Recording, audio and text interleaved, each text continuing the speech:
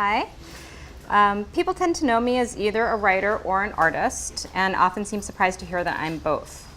Early on in my career, I found this odd and slightly frustrating because as the years went on, I just focused on my work rather than my career's implications. But because of this, I've also come to understand certain things about my work and my process that are really important to me. From an early age, I read a lot, and I drew stories that I would make the grown-ups write down the words for, and I learned to needlepoint. And I majored in painting in college and made first small and large-scale works with oil and gold leaf on wooden canvas, but eventually combined my love of decorative and fiber arts techniques to create paintings in a new way by drawing and painting with a needle and thread. My process in both writing and art is fairly seamless, and while it's true that each discipline requires a different skill set, I've come to see that my work is about continually learning and stretching myself.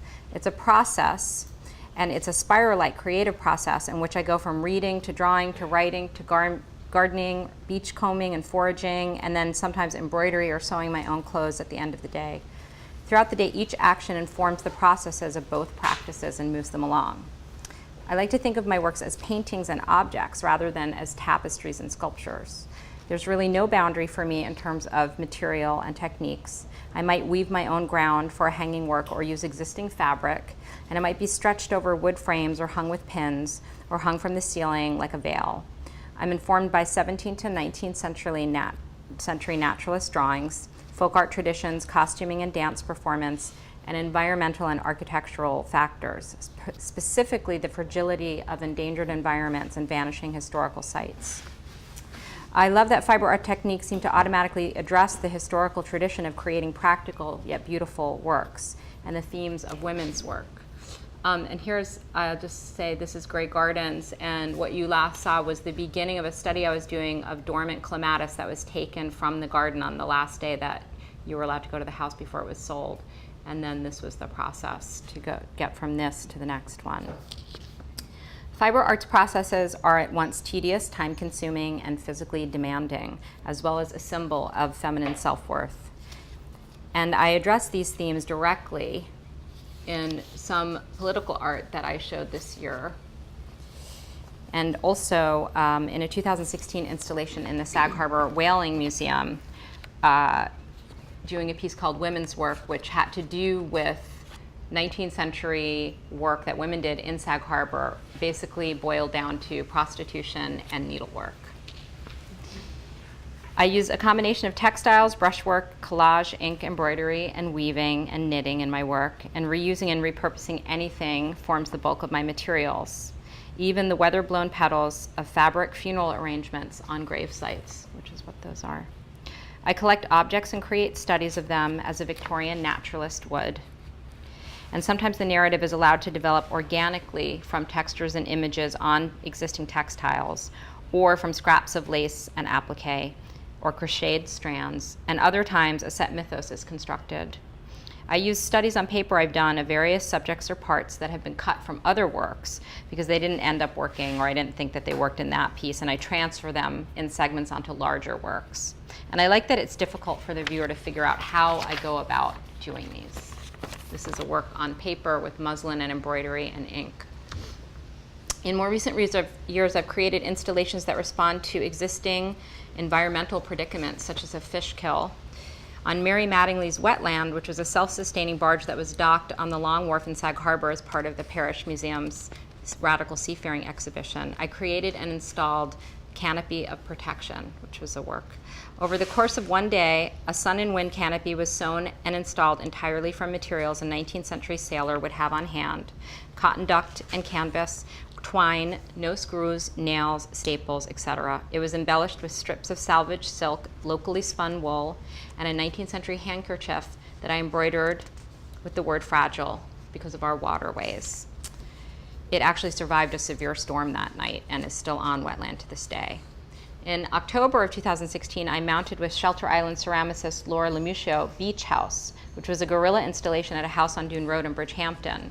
The small shingle house had been built by a noted literary agent in the 1940s, but had sat empty since then, and it was up for sale for $9 million with plans to raze it, destroying the natural habitat it sat on. So we created works of ceramic and fiber and invited guests to an unassuming bonfire in front of the house so that they could view the installation, and then left traces of the installation, including a message to realtors and potential buyers, hanging on a door that I installed. And the message says, "This house has survived 23 hurricanes, 14 nor'easters, 2 superstorms, 22, blizzards, yeah, but it will not survive the plans to demolish it." My art sometimes uses texts, and after the devastating fire in Sag Harbor, I felt compelled to respond with salvage and hope. I obtained permission to access the boutique Mata, whose textiles I'd always admired, and that had been destroyed by the fire. I went in with a mask and an insurance inspector, and I carried out whatever I thought could be salvaged. Then I soaked cartons and cartons of fabrics, which were left with singe marks left on them, like river imprints on a map. And I used these fabrics to create works of art with a message to the village of hope and renewal. And the hanging I created, called This Village, which documents all the fires in Sag Harbor, will be displayed in the newly built Sag Harbor Cinema when it's opened. My art utilizes text, as I said, and definitely narrative, even though sometimes it's ambiguous. And it stands to reason that there is some overlap between my art and my writing. I'm primarily a fiction writer, though I write articles and essays because it's par for the course when you're a writer. My work for the Huffington Post and New York Times have focused on women's issues, women writers, and first-person narratives. I regularly contribute to East Magazine and Edible East End on history, creative fields, locally sourced food, and the environment, which I'm passionate about. My short stories novels are literary, but they tend to be Gothic in theme and structure. And Gothic examines social mindsets, women's positions in communities, secrets and things hidden, fear and courage in the face of the unexplainable. My novella Watchwork, A Tale in Time, is a ghost story that takes place in the former Sag Harbor watch case factory and was written to raise money for Habitat for Humanity on the East End. My short story collection, Dog Boy and Other Harrowing Tales, was a blatant homage to the Gothic, though there are actually only 2 stories that take place in the 19th century in it. All the other stories are linked by animals, pets, or an image of an animal, and each are told in a different voice: female, young, old, male, and from a different decade. My recent novel, The Cruel Wing, spelt cruel, C-R-E-W-E-L, as in the Needlework, has taken nearly a decade to write and edit, and is currently with an agent, and it's a story I feel very connected to because it takes aspects of my own life and translates them into a Gothic storyline that's set in England between 1873 and 1884. And I should mention I have family in England. I'm there frequently, so that's also a source of great inspiration for me. The main character, Claire, is an embroiderer. She can do just about anything with the needle. There's a murder, or possibly 2, a dark Dickensian childhood, a picturesque village, and a mysterious illness. But when Claire is sewing, the world falls away and hope springs eternal in the sense of self-worth she achieves. And I have just a short paragraph from Cruel Wing that I will read. James hands her something resembling a stiff fishing net rolled around a telescope.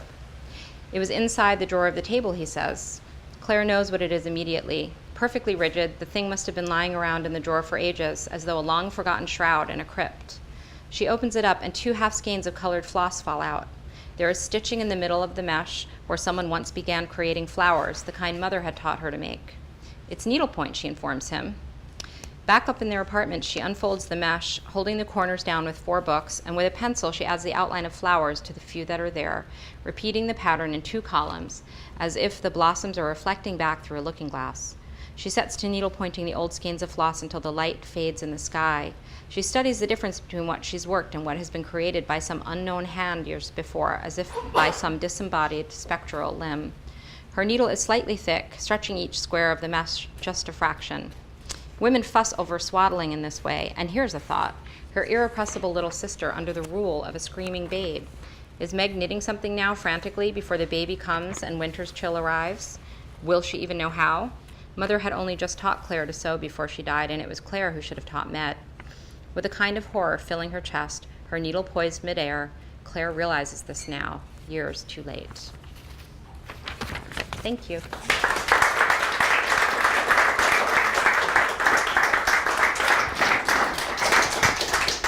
Usually 19th more than anything.